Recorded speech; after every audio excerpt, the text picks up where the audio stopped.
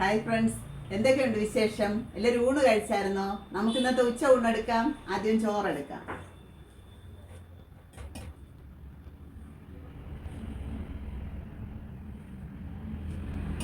Carrot തോരൻ വെച്ചിട്ടുണ്ട്, അതിൽ നിന്ന് വയ്ക്കാം. വഴുതനങ്ങ തീയൽ വെച്ചിട്ടുണ്ട്, അത് വയ്ക്കാം. വങ്കട മീൻ കറി വെച്ചതാണ്, അത് വയ്ക്കാം.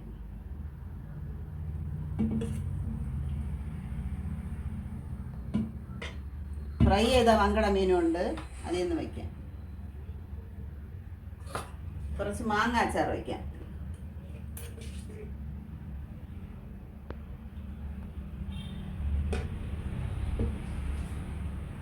ഇത്രയാണ് ഇന്നത്തെ എൻ്റെ ഉച്ചയൂണ്.